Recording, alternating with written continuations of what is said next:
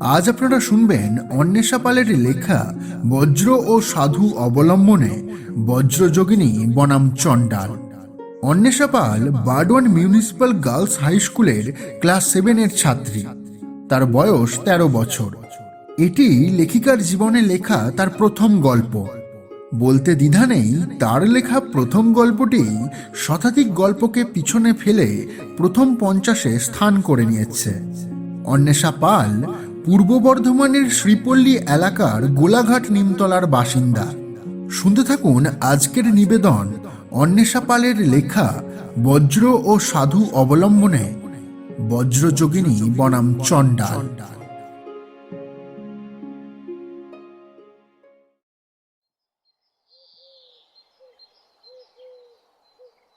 ছবির মতো সুন্দর একটি গ্রাম কৃষ্ণপুর। গ্রামের সৌন্দর্য যে কাউকেই মুগ্ধ করে। গ্রামের প্রাকৃতিক দৃশ্য দেখলে যে কারোরই চোখ জুড়িয়ে যাবে। গ্রামের মায়ামাখা দৃশ্যগুলো চিত্তে অনেক প্রশান্তি প্রদান করে। গ্রামের মেঠো পথ ধরে হেঁটে গেলে চোখ আটকে যাবে ঝাঁকঝাঁক রাজহাঁস কিংবা পাতি হাঁসের দলে। আঁকা বাঁকা নদীর দুতীরে অবারিত সবুজ মাঠ। মাঝে মাঝে গ্রাম, আবার কখনো বা মাঠ রয়েছে। গ্রামগুলো মাঠের সাথে মিশে অনেক জায়গায় এক হয়ে গেছে।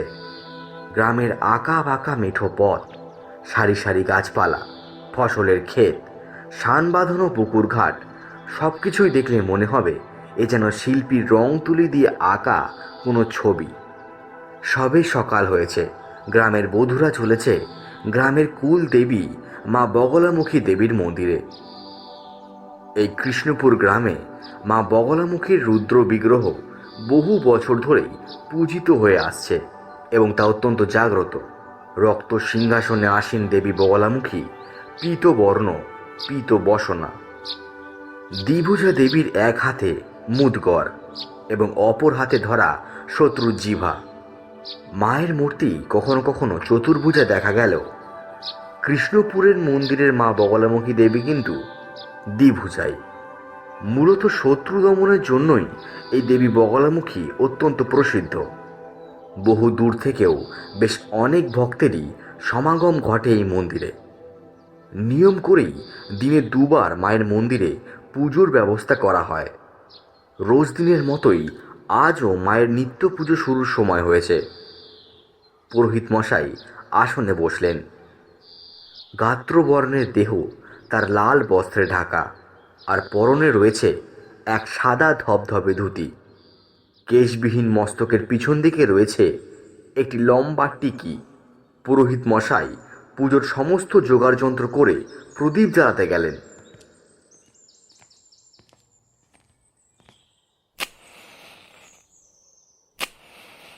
কিন্তু এ কি? বারবার চেষ্টা করেও কেন তিনি ব্যর্থ হচ্ছেন প্রদীপ জ্বালাতে? কি হলো হঠাৎ করে? এই ঘটনা দেখে সকলেই কিন্তু খুব ভয় পেয়ে গেল। কোনো রকমে নম নম করে পুজো দিয়ে তারা যে যার বাড়ি চলে যায়। তারা মনে মনে ভাবল নিশ্চয়ই কোনো অমঙ্গল হয়েছে, তাই হয়তো মা রুষ্ট হয়েছেন। এই ঘটনার এক বিষণ্ণ ছাপ সকলের মনে কিন্তু রয়েই গেল। পরের দিন সকাল হতেই আবার যে যার নিত্যদিনের কাজে লেগে পড়ল। আগের দিনের মন্দিরের ঘটনা বেশ কিছুজন ভুলে গেলেও কিছু মানুষের মনে ওই ঘটনার ছাপ রয়ে গেছে। তাই তারা বিষয়টিকে পরখ করে দেখার জন্য আজ পুনরায় মা বগলামুখীর মন্দিরে পুজো দিতে এসেছে। তবে আজ কিন্তু প্রদীপ জ্বলছে। তবে কি হয়েছিল কাল? কাল তো শত চেষ্টা করেও প্রদীপ জ্বালানো যায়নি। তা যাকগে, যা হয়েছিল তা হয়তো মায়ের ক্ষোভ বা রুষ্টতার কারণে নয়, দেশলাই কাঠির সমস্যার জন্যই বোধহয় হয়েছিল। কয়েকদিনের মধ্যেই যথারীতি সকলের মন থেকে এই ঘটনার ছাপ মুছে যায়। তবে সকলের মন থেকে মুছে গেলেও একজনের মনে কিন্তু এই ঘটনা একেবারে দাগ কেটে যায়। কে সে? সে হলো বিনু। বয়স তার 14 বছর, কিন্তু তার বুদ্ধি প্রখর। সে ফুলের মতো মিষ্টি এবং পবিত্র। সর্বদা সে অন্যায়ের প্রতিবাদ করে থাকে। এই বিনুর মনেই ভাবনা এলো, হঠাৎ করে একদিনই কেন প্রদীপে আগুন জ্বলবে না, আবার পরের দিন সব ঠিক হয়ে গেল। এর কারণ কি শুধু দেশলাই কাঠি, নাকি?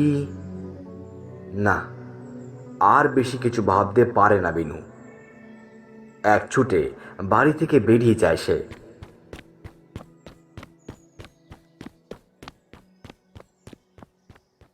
সূর্য এখন মাথার ওপর। সূর্যের প্রখর তেজে আশেপাশের গাছপালাগুলো কেমন যেন নিস্তেজ হয়ে পড়েছে। মাঠের ধার ঘেঁষে বাড়ি ফিরছে বিনু। মেঠো পথের দুধারের গাছের ছায়াগুলো কেবল প্রশান্তি প্রদান করছে। আশেপাশে কোনো জনমানুষ প্রায় নেই বললেই চলে। দূরে বটগাছের নিচে কেউ একটা বসে রয়েছে। বিনু ভাবল হয়তো কোনো ক্লান্ত পথিক। তবে কিছুটা কাছে আসতেই সেই ব্যক্তির মুখমণ্ডল পরিষ্কার দেখা যেতে লাগলো। ওটা একটা সাধু বসে আছে না? হ্যাঁ, তাই তো, একটা সাধুই তো সে। রোদের যা তেজ, সেদিকে বেশিক্ষণ তাকানো যাচ্ছে না একভাবে। সামনে একটু এগিয়ে যাওয়া যাক। একটু এগোতেই তার চোখে পড়ল একটা সাধু, সাথে একটা ঝুলি আর কিছু মাথার খুলি। তবে তার মধ্যে কেমন যেন একটা চণ্ডাল চণ্ডাল ভাব রয়েছে।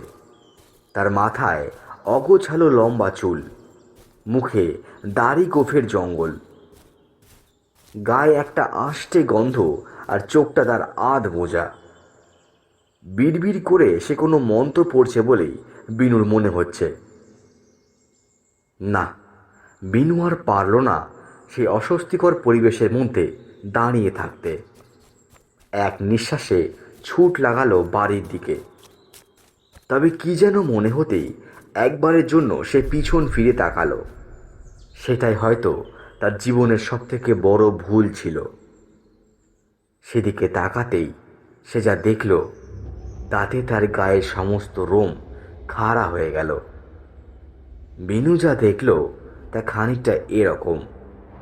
সাধুটার শরীরের রং ঠিক যেন বোঝা যাচ্ছে না, কারণ তার শরীর এই মুহূর্তে হয়ে উঠেছে মাছের আঁশের ন্যায়, আর তার চুলগুলো হাওয়ায় ভাসছে। তার চোখের তীক্ষ্ণ দৃষ্টি কিন্তু নিক্ষিপ্ত রয়েছে বিনুর দিকেই, আর সেই দৃষ্টি যতটা না মায়াবী, তার থেকে ততোধিক বেশি হিংস্র। বিনু আর সেদিকে তাকিয়ে থাকতে পারল না। তার সারা শরীর জুড়ে কেমন যেন এক অদ্ভুত শীতল স্রোত বইতে লাগলো। সে কেমন যেন মন্ত্রমুগ্ধ হয়ে সে সাধুর দিকেই এক দৃষ্টিতে তাকিয়ে থাকে। এক অদ্ভুত ঘোরের মধ্যে রয়েছে বিনু।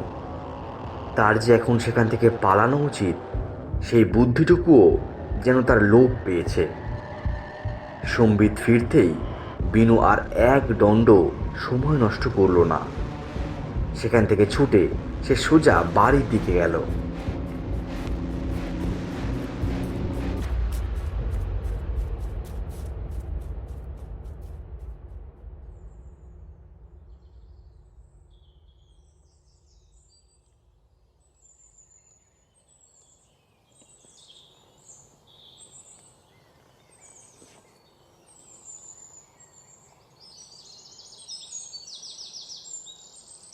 এভাবে দেখতে দেখতে খুব তাড়াতাড়ি কেটে গেল প্রায় 5 মাস। কিন্তু গ্রাম হয়ে উঠেছে অত্যন্ত বিষণ্ণ। নেই কোনো আনন্দ, নেই কোনো পালা পার্বণ। এ যেন এক অপরিচিত আতঙ্ক মিশ্রিত কোনো স্থান। গ্রামের সকলের মুখেই কেমন যেন আতঙ্কের ছাপ। বিগত 5 মাস ধরে প্রতি মাসের তৃতীয় শনিবার গ্রামের 18 বছরের নিচে একটি করে ছেলে বা মেয়ে নিখোঁজ হয়ে যাচ্ছে। আর সেই কারণেই গ্রামের কেউই আর তাদের ছেলে মেয়েদের বিকালের পর বাড়ির বাইরে বের হতে দেয় না। কিন্তু তাও কিভাবে যেন সেই নির্দিষ্ট দিনে কেউ না কেউ ঠিক নিখোঁজ হয়েই যাচ্ছে। গ্রামের কেউ কিন্তু হাজার চেষ্টা করেও এই রহস্যের কোনো কূল কিনারা বের করতে পারেনি। কিন্তু বিনুর মনে সে সাধুর ব্যাপারে কেমন যেন এক সন্দেহের সঞ্চার হয়েছে। ওই সাধুটা কে? বিনু জানতে পেরেছে ওই সাধুটা যেদিন থেকে এই গ্রামে এসেছে সেদিনই মন্দিরে প্রদীপ জ্বলছিল না। আর সে আসার পর থেকেই এই গ্রামে এরকম হাহাকার লেগেছে। প্রাণবন্ত গ্রামটা কেমন যেন হঠাৎ করেই নিষ্প্রাণ হয়ে পড়েছে। গ্রামের প্রত্যেকটা মানুষই তাদের সন্তানদের নিয়ে দুশ্চিন্তায় দিন কাটাচ্ছে। কিন্তু গ্রামবাসীদের কোনো বিপদ হলে তারা তো সে সাধুরার কাছেই যায়, আর সেও তো সকলের মঙ্গলই করে। তাহলে বিনু যেন কোনো হিসাবই ঠিক মেলাতে পারছিল না। তাহলে বিনু কি সেই সাধুরাকে ভুল বুঝছে? না, সে আর বেশি কিছু ভাবতে পারে না। সে অপেক্ষা করতে থাকে আগামী মাসের তৃতীয় শনিবারের। দেখতে দেখতে শ্রাবণ মাসের তৃতীয় শনিবার চলে এলো। এবার কার পালা কে জানে। সকলেই তাদের সন্তানদের নিয়ে ঘরবন্দি হয়ে আছে। কিন্তু বাড়ির লোকের চোখে ফাঁকি দিয়ে অন্ধকারের মধ্যেই বাড়ি থেকে বেরিয়ে পড়ল বিনু। এক দৌড়ে ছুটে গেল সেই বট গাছটার কাছে, লুকিয়ে পড়ল একটা ঝোপের আড়ালে। আরে, ওই তো সেই সাধু! রাতের ঘুটঘুটে অন্ধকার যেন সেই সাধুকে আরো রহস্যময়, আরো ভয়ানক করে তুলেছে। কিন্তু তার সামনে ওটা কে? রিমি না? হ্যাঁ, ওটা তো রিমি। রিমি তো বিনুর খুব ভালো বন্ধু। তবে কি আজ রিমির পালা? না না, আর চুপ করে থাকা যায় না। সে রিমিকে কিছুতেই নিজের চোখের সামনে শেষ হতে দিতে পারে না। কে বলতে পারে আজ চুপ করে থাকলে পরের মাসে সেই সাধুর শিকার হয়ে উঠবে এই বিনুই। না, যে করেই হোক রিমিকে বাঁচাতেই হবে। দুপুরেই বিনু বগলামুখী মায়ের মন্দির থেকে মায়ের হাতের ধারালো খড়গটা লুকিয়ে নিয়ে এসেছিল। বিনু আর এক মুহূর্ত সময় নষ্ট না করেই ঝোপের আড়াল থেকে বেরিয়ে এসে দাঁড়ালো সেই সাধুর সামনে। রাগে গর্জে উঠে সে বলল, তুই একটা অকাল কুষ্মাণ্ড নরপিশাচ! কত মায়ের যে কোল খালি করেছিস তুই, তার কোনো হিসেব নেই। তোকে আমি আর কারো প্রাণ নিতে দেব না। জয় মা বগলামুখীর জয়! এই বলেই এক কোপে সে কেটে ফেলল সেই ভণ্ড সাধুর দক্ষিণ হস্ত। যন্ত্রণায় কাতরাতে কাতরাতে সাধু তাকে অভিশাপ দিল, তুই তুই আমার অমর হওয়ার সাধনা সম্পূর্ণ হতে দিলি না। তুই হারাবি, তুই হারাবি তোর সব থেকে কাছের, সব থেকে প্রিয় মানুষগুলোকে। আমিও আবার ফিরে আসবই। কথা শেষ করেই সেই সাধু এক প্রকার ঘষ্টাতে ঘষ্টাতে দূরে জঙ্গলের দিকে চলে গেল। বিনু কিছুক্ষণ সেদিকে এক দৃষ্টিতে তাকিয়ে থাকলো। কিছুক্ষণের মধ্যেই দূরের অন্ধকারে সেই সাধু মিলিয়ে গেল। বিনুর সারা শরীর কেমন যেন থরথর করে কাঁপছে। যে মেয়ে একটা পিঁপড়ে অবধি মারেনি, সে আজ একটা মানুষকে আঘাত করে ফেলল। আর শুধু আঘাত নয়, তার একটা হাত সে কেটে ফেলল। এই ব্যাপারটা বিনু যেন কিছুতেই মেনে নিতে পারছে না। বিনু পিছন ফিরে তার বন্ধু রিমির দিকে তাকালো। সে দেখল রিমি কেমন যেন এক ঘোরের মধ্যে রয়েছে। বিনু কোনো রকমে রিমিকে তার শরীরে ভর করে তুলে তাকে তাদের বাড়িতে দিয়ে এলো।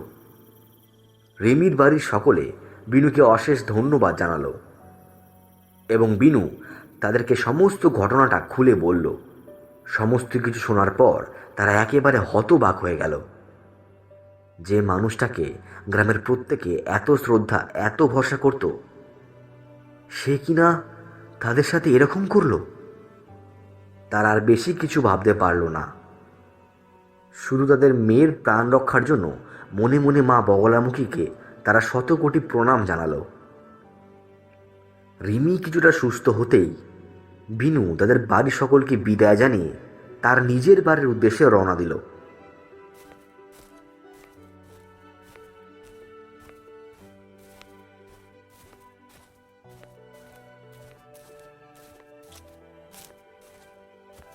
পথে যেতে যেতে বিনু ভাবল, তার মা নিশ্চয়ই তার জন্য দুশ্চিন্তা করছে, কারণ সে কাউকে কিছু না জানিয়েই বাড়ি থেকে পালিয়ে এসেছে। তার মা হয়তো এতক্ষণে কান্নাকাটিও শুরু করে দিয়েছে। এইসব ভেবে বিনু তার হাঁটার গতি আরও দ্বিগুণ বাড়িয়ে দিল।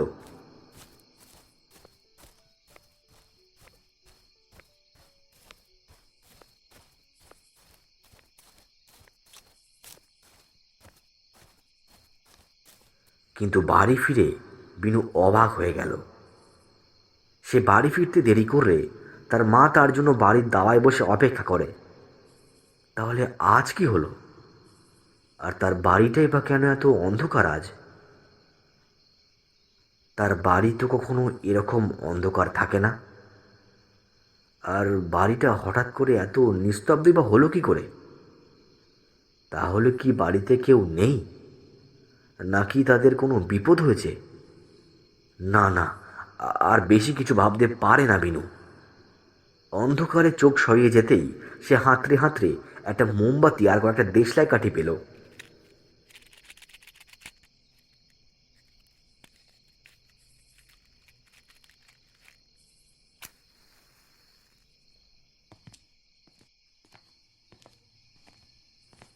মোমবাতিতে আগুন জ্বালিয়ে প্রতিটা ঘর সে দেখতে লাগলো। কিন্তু এ কি, একেবারে বাড়ির শেষ প্রান্তের ঘরটাতে মোমবাতির আলো ফেলতেই যে দৃশ্য তার সামনে ফুটে ওঠে, তা দেখে বিনুর পায়ের তলা থেকে মাটি যেন সরে যায়। বিনু দেখে ঘরের মেঝেতে বাড়ির সকলের দেহ রক্তে মাখামাখি হয়ে একসাথে পড়ে রয়েছে। কারোর দেহেই আর প্রাণ নেই। হে ঈশ্বর, আর দাঁড়িয়ে থাকতে পারে না বিনু। তবে কি সেই সাধুর অভিশাপে ফলে গেল? তার মাথায় হাজারো প্রশ্নেরা একসাথে ভিড় জমিয়েছে। তবে বেশিক্ষণ আর বিনু সেখানে দাঁড়িয়ে থাকতে পারে না। তার সারা শরীর কেমন যেন ঠান্ডা হয়ে এসেছে। তার চোখ থেকে অঝরে জল ঝরে পড়ছে। এক ছুটে কাঁদতে কাঁদতে সে বাড়ি থেকে বেরিয়ে পড়ে।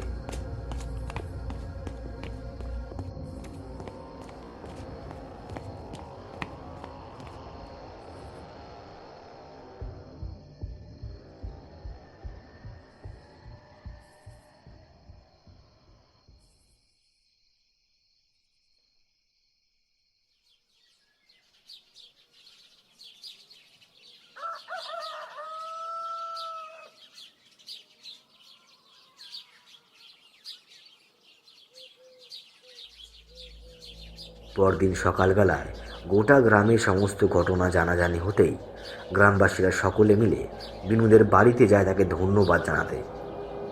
কিন্তু বিনুর বাড়িতে পৌঁছে তারা বাড়ির লোকদের রক্তাক্ত দেহগুলো দেখে একেবারে শিউরে ওঠে। কি করে হলো এসব? কেই বা এমন নৃশংস কাজ করলো? আর বিনুই বা এখন কোথায়? বাপ মা মরা মেয়েটার এখন যে কি হবে সেটাই অনেকে ভাবতে লাগলো। আবার কেউ কেউ ভাবলো বিনু হয়তো পালিয়ে গেছে, বা সেই ভণ্ড সাধুই হয়তো তাকে অপহরণ করে নিয়ে গেছে। বিনুর কথা ভেবে অনেকেই খুব কষ্ট পেল। তবে সময় কিন্তু কারো দুঃখ কষ্ট দেখে থেমে গিয়ে শোক পালন করে না। সে নিজের মতোই চলতে লাগলো। এভাবেই কাটতে থাকলো একের পর এক দিন, মাস, বছর। বিনুর খোঁজও কেউ আর কোনোদিনও পেল না। ধীরে ধীরে এই ঘটনার রেশটাও গ্রামবাসীদের মন থেকে মুছে গেল।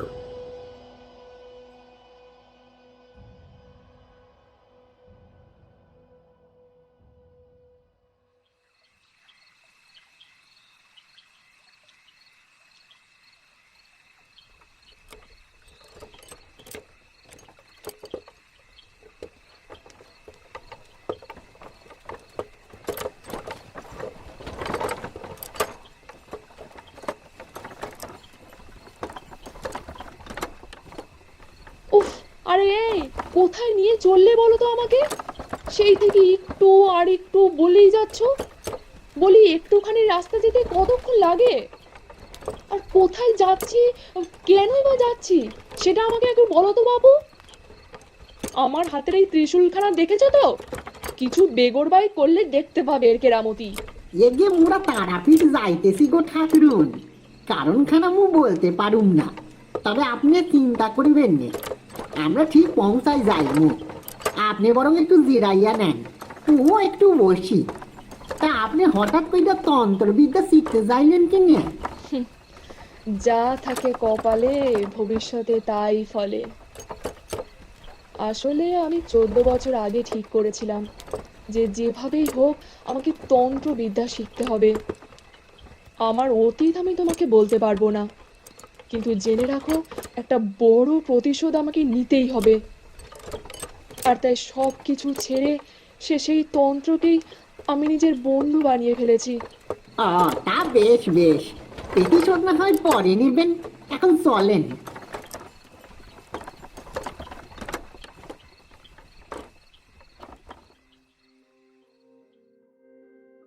আকাশের পশ্চিম দিগন্তে সূর্য অস্ত যেতে চলেছে। দিনের শেষে থেমে গেছে চারপাশের কর্মকোলাহল। প্রকৃতিতে নেমে এসেছে এক অন্যরকম প্রশান্তি। পশু পাখিরা তাদের নীড়ে ফিরে যেতে শুরু করেছে। সারা দিনের কর্মব্যস্ততার পর এখন শ্রান্ত মানুষের ঘরে ফেরার পালা। সর্বত্রই বিরাজ করছে এক নৈসর্গিক নীরবতা। সূর্যের রক্তিম আলোর ছটায় প্রকৃতি যেন এক অন্যরকম রঙে নিজেকে সাজিয়েছে। অস্তগামী সূর্যের লাল টিপ কপালে পড়ে পৃথিবী যেন নববধূর সাজে সেজে উঠেছে। দিবসের অবসান আর রাত্রির আগমনের এই মাহেন্দ্র খণ্ডিতে পৃথিবী যেন মিলন বিরহের খেলায় মেতে উঠেছে। আকাশ আর মাটি যেন মুখোমুখি মৌন মুখর। সেই অপার্থিব মৌনতা ছড়িয়ে পড়েছে বিস্তীর্ণ চরাচরে। ছায়া ঢাকা গ্রামের নিবিড় প্রেক্ষাপটে সূর্যাস্তের দৃশ্যটা ঘুমটা টানা লাজুক বধূর কথা স্মরণ করিয়ে দেয়। ঘনায়মন সন্ধ্যার অপরূপ সৌন্দর্য উপভোগ করতে করতে দুটি রক্ত মাংসের জীব চলেছে পবিত্র ভূমি তারাপীঠের উদ্দেশ্যে। একজন হলো বিনয়, যে তারাপীঠের এক নামকরা সাধকের সহকারী হিসেবে প্রায় 7 বছর যাবৎ কাজ করছে। আর অপরজন হলেন বজ্রযোগিনী মা। তিনি হলেন একজন বিখ্যাত সাধিকা।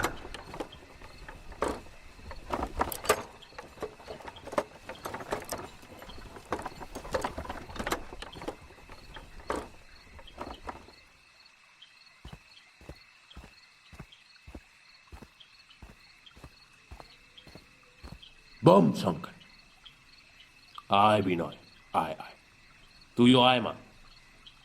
কি কারণে আমাকে এখানে আনা হলো বাবা? আর আপনিই বা কে বাবা? আমি রুদ্রমোহন মহাতান্ত্রিক।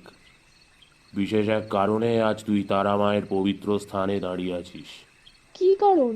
বম শঙ্কর, শোন তবে।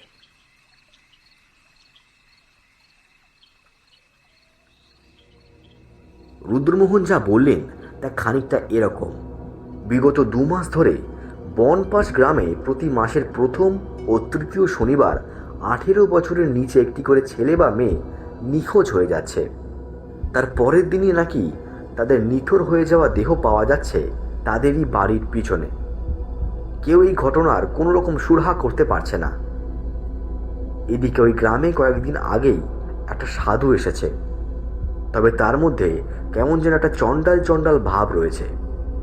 তার ডান হাতটা নেই, কিন্তু কেউ তাকে সন্দেহ করে না। তবে রুদ্রমোহন বুঝতে পেরেছেন এটা ওই ভণ্ড সাধুরই কীর্তি। এছাড়াও তাকে মা তারা স্বপ্ন দিয়ে বলেছেন যে এই ঘটনার প্রকৃত দোষীকে শাস্তি একমাত্র একজনে দিতে পারে, আর তিনি হলেন এই বজ্রযোগিনী। তাই রুদ্রমোহন বিনয়কে দিয়ে তাকে এখানে নিয়ে এসেছেন।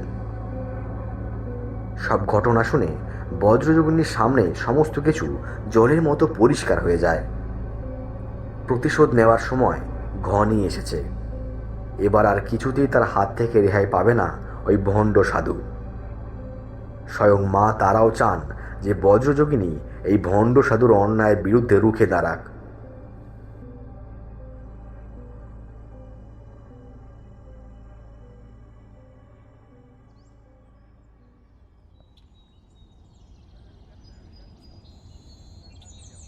ছোট্ট একটা গ্রাম বনপাশ। এখানে হাতে গোনা মাত্র কয়েকটি পরিবারের বাস। দিনের আলোয় এই গ্রামের সৌন্দর্য একেবারে মনোমুগ্ধকর।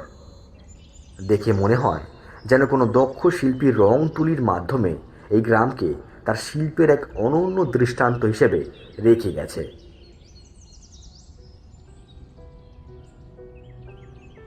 তবে রাতের অন্ধকারে গ্রামের নিস্তব্ধতা এবং নির্জনতা দেখে উপলব্ধি হয় যেন কোনো এক অজানা আতঙ্কে এই গ্রামবাসীরা প্রত্যেকেই বহু বছর আগেই গ্রাম ছেড়ে চলে গেছে। তাদের প্রত্যেকের চোখে মুখে এক অজানা ভয়ের ছাপ বিদ্যমান। গ্রামবাসীরা সন্ধ্যের ঠিক আগে সেই যে ঘরে ঢোকে, আর সারা রাতেও তারা বের হয় না। পরদিন সকাল হতেই রুদ্রমোহন, বিনয় আর বজ্রযোগিনী রওনা দেয় বনপাশ গ্রামের মোড়ল শ্রীমান পরাশর চৌধুরী বাড়িতে।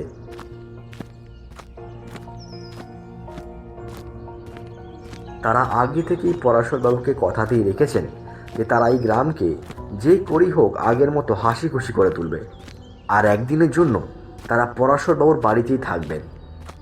কারণ আজ রাতেই তাদের যা করার করতে হবে, কারণ আগামীকালই হচ্ছে মাসের ৩য় শনিবার। আজ কিছু একটা না করলে কাল হয়তো আরও একটা নিরীহ ছেলে বা মেয়ের প্রাণ চলে যাবে, আর সেটা তারা কিছুতেই মেনে নিতে পারবে না। পরাশরবাবুর বাড়িতে খানিক বিশ্রাম নিয়ে তারা বেরিয়ে পড়লেন গ্রাম পরিদর্শনে। এই গ্রামটি আয়তনে ছোট হলেও গ্রামটি যেন ঠিক সৌন্দর্যের প্রতীক। গ্রামের পাশেই রয়েছে একটি বড় ঝিল। গ্রামটি শস্য শ্যামলে ভরপুর। গ্রামের চারিদিকে শুধু যেন সবুজের মেলা। মাঝে মধ্যেই বসত বাড়ি আর চারপাশে বিভিন্ন ছোট বড় গাছপালা। বজ্রযোগিনী দেবী গ্রামে ঘোরার সময় সারাটাক্ষণ কেমন যেন একটা বাধা ধরা অস্বস্তি অনুভব করছিলেন। কিছুক্ষণ গ্রামটা পরিদর্শন করে খানিক বাদে তারা বাড়ি ফিরে এলেন। বাড়ি এসে বজ্রযোগিনী রুদ্রমোহন তান্ত্রিককে উদ্দেশ্য করে বললেন, যা বুঝলাম ওই সাধু এই গোটা গ্রামটাকে একটা মায়াবী বাঁধনে বেঁধে রেখেছে। তাই গ্রামে প্রবেশ করা গেলেও গ্রাম থেকে বাইরে বেরোনো কিন্তু অসম্ভব। আজ রাতেই আমরা একটা যজ্ঞে বসবো, তবে এই যজ্ঞটা কিন্তু খুবই ঝুঁকিপূর্ণ। বিন্দুমাত্র গন্ডগোল হলেই কিন্তু সব কিছু একেবারে শেষ হয়ে যাবে। ওই সাধু অমর হওয়ার সাধনা করছে, যা একবার সম্পূর্ণ হলে কিন্তু বিরাট বড় বিপদ হয়ে যাবে। তাই আমাদের এখনই যা করার করতে হবে। পরাশরবাবু, আপনি বরং বিনয়কে নিয়ে কিছু যজ্ঞের সামগ্রী কিনতে যান। আমি একটা কাগজে সব সামগ্রীর নাম লিখে দিচ্ছি। অল্পই কিছু সামগ্রী লাগবে। বাবা, আমি আর আপনি বরং শ্মশানে গিয়ে অপেক্ষা করি। শ্মশানটাও একটু ঘুরে দেখা যাবে। তবে যজ্ঞটা কিন্তু আমিই করব, কারণ প্রতিশোধটা কিন্তু আমাকেই নিতে হবে। কথা শেষ করে দুপুরের আহার সম্পন্ন করে বিকাল নাগাদ পরাশরবাবু আর বিনয়কে বিদায় জানিয়ে বজ্রযোগিনী আর রুদ্রমোহন তান্ত্রিক বেরিয়ে পড়লেন শ্মশানের উদ্দেশ্যে। যাওয়ার পথে তাদের বারবার মনে হচ্ছিল যেন কোনো এক অদৃশ্য শক্তি তাদের গন্তব্যে পৌঁছতে বাধা দিতে চাইছে। তবে সেই শক্তিটা যে ঠিক কার তা কিন্তু তারা বুঝে উঠতে পারছে না। কিন্তু সেই শক্তির সাধ্য নেই তাদের আটকানোর। এভাবেই চলতে চলতে তারা একসময় পৌঁছে গেলেন বনপাশ গ্রামের শ্মশানে। শ্মশানের চারপাশের পরিবেশটা বেশ নিরিবিলি।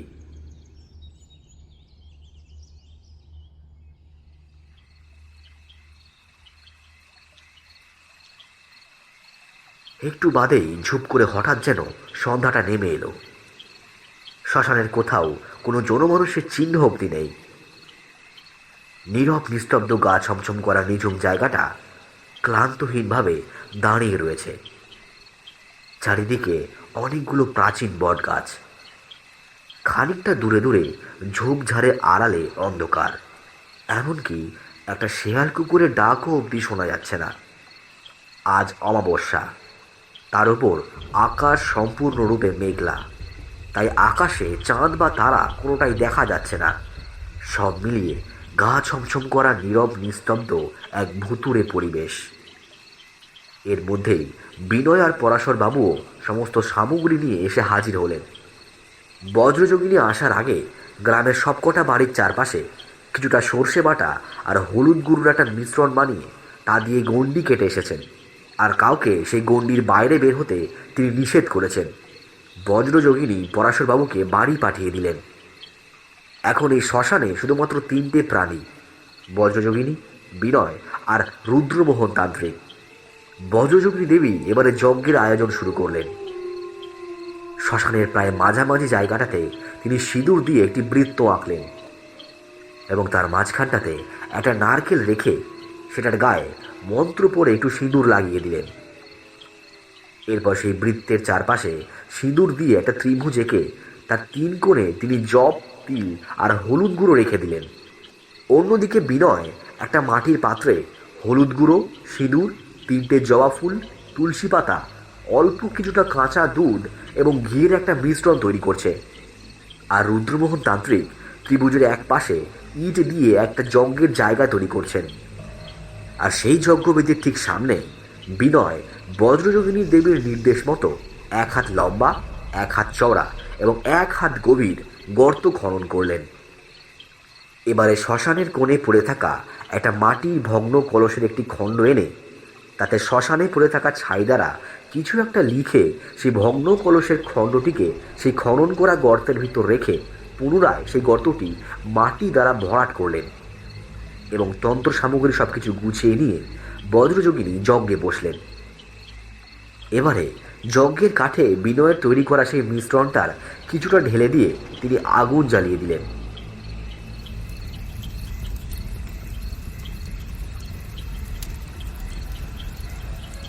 এরপরই বিড়বিড় করে মন্ত্র পড়া শুরু করলেন। এভাবেই প্রথম মিনিট 15 সব কিছু ঠিকঠাকই চলছিল, কিন্তু তারপরেই শুরু হলো হাড় হিম করা সব ভয়ঙ্কর তাণ্ডব, যা সাধারণ মানুষের পক্ষে সহ্য করা অতি দুষ্কর।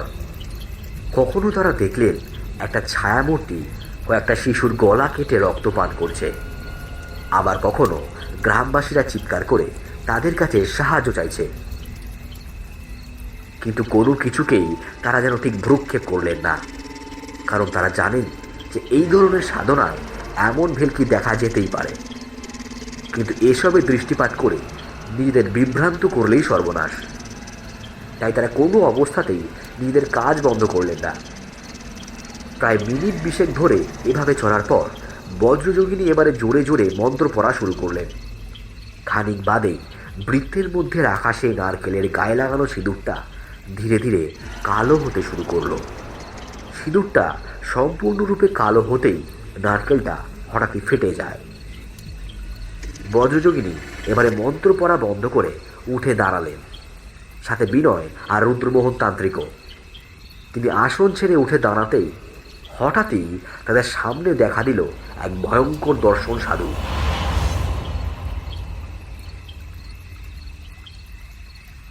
আর সেই সাধু হঠাৎ করেই খিলখিলিয়ে হেসে ওঠে।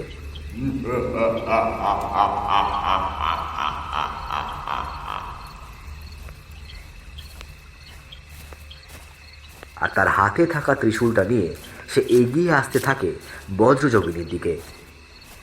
বজ্রযোগিনীও তার হাতে ত্রিশূল নিয়ে এগিয়ে যায় সাধুর দিকে, কিন্তু সেই সাধু হঠাৎ করে এক ঝোপের আড়ালে লুকিয়ে পড়ে। বজ্রযোগিনী ভাবে সে হয়তো ভয় পেয়েছে, কিন্তু না, খানিক বাদেই ঝোপের আড়াল থেকে বাইরে বেরিয়ে আসে সেই সাধু। তবে এবারে সে আর একা নয়, তার সাথেই বাইরে বেরিয়ে আসে হুবহু তারই মতো দেখতে 5টি অবয়ব। বজ্রযোগিনী বুঝে যান যে এই সাধু তার ভেলকি খেলা আবার শুরু করেছেন। তবে এই 5টি অবয়বের মধ্যে কোনটি যে আসল সাধু তা বজ্রযোগিনী ঠিক বুঝে উঠতে পারছেন না। তিনি খানিক হলেও বিভ্রান্ত হয়েছেন, তবে তার চোখে মুখে সেই বিভ্রান্তের ছাপ তিনি ফুটে উঠতে দেননি।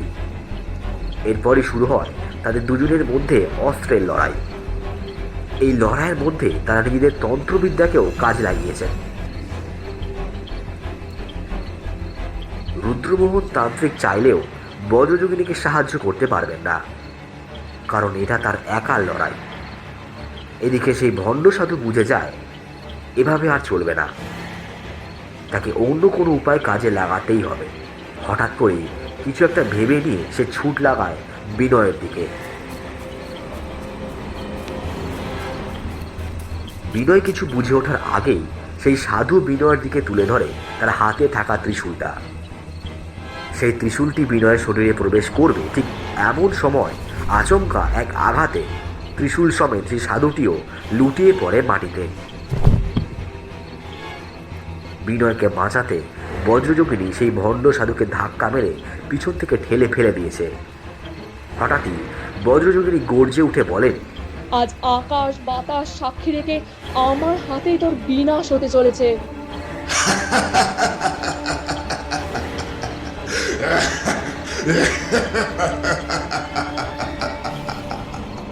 পারবি না, তুই পারবি না। তোর সেই সাধ্যি নেই আমাকে মেরে ফেলার।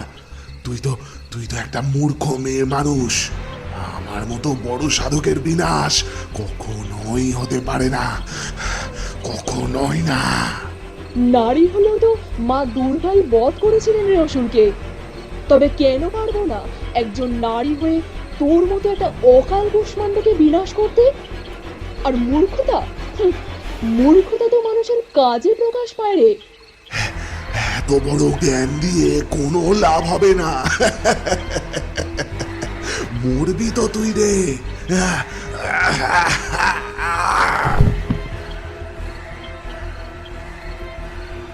কথা শেষ হতেই বজ্রযোগিনীর ধারালো ত্রিশূলের এক কোপে সেই সাধুর ধর থেকে তার মাথাটা আলাদা হয়ে গেল। তার গলা দিয়ে গল গল করে বের হতে শুরু করলো রক্ত। তার মুন্ডুটা দূরে ছিটকে পড়ে যায়, আর তার দেহটা কাঁপতে কাঁপতে একসময় নিথর হয়ে মাটিতে লুটিয়ে পড়ে। সাধুর দেহ থেকে ফিনকি দিয়ে খানিকটা তাজা রক্ত বজ্রযোগিনীর চোখে মুখে ছিটে এসেছে। মাটিতে পড়ে থাকা সেই ভণ্ড সাধুর নিথর দেহের দিকে তাকিয়ে বজ্রযোগিনী বলে উঠলেন, তন্ত্র সাধনা সবার দ্বারা হয় না রে। আর যাদের দ্বারা হয় তাদের উচিত এই তন্ত্রকে ভালো কাজে লাগানো, নয়তো এমনটাই হয়।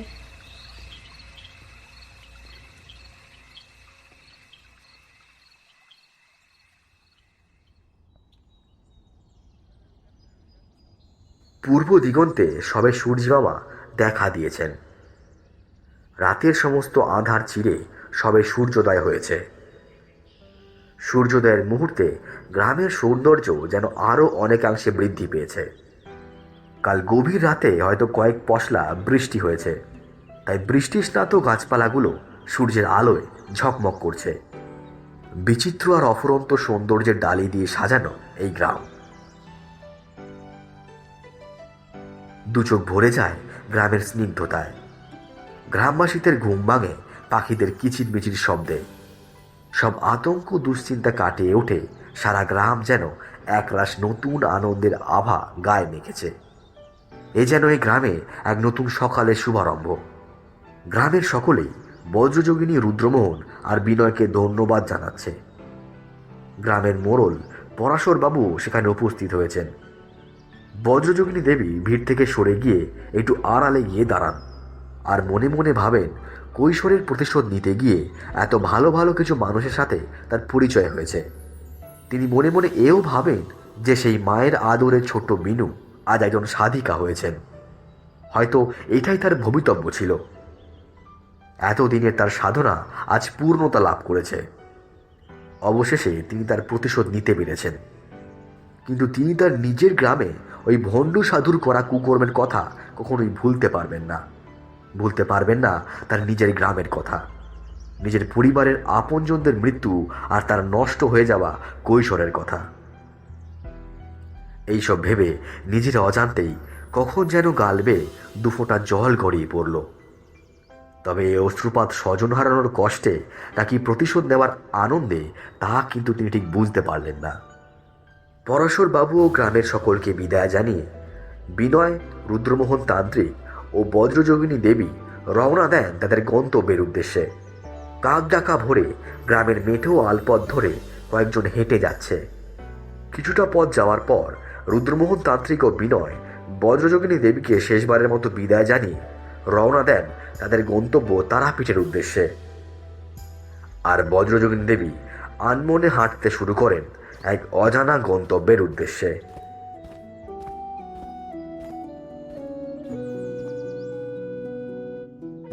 এতক্ষণ শুনছিলেন অন্বেষা পালের কাহিনী বজ্র ও সাধু অবলম্বনে বজ্রযোগিনী বনাম চণ্ডাল। পর্ব পরিচালনায় এবং শব্দগ্রহণে শিল্পা, বিভিন্ন চরিত্রে শিল্পা, অনিকেত, সৈকত, অর্ণব এবং Sayantan, cover designing Soumyadeep Gui, sound ডিজাইনিংয়ে ছিল ফিনিক্স অডিও ভার্স। খুব শীঘ্রই আমরা ফিরবো এমনই ভিন্ন স্বাদের নতুন কিছু গল্প নিয়ে। ততক্ষণের জন্য সবাই নিজের পরিবারকে ভালো রাখবেন আর তার পাশাপাশি নিজের একটু খেয়াল রাখবেন। সবাই ভালো থাকবেন। শুভরাত্রি।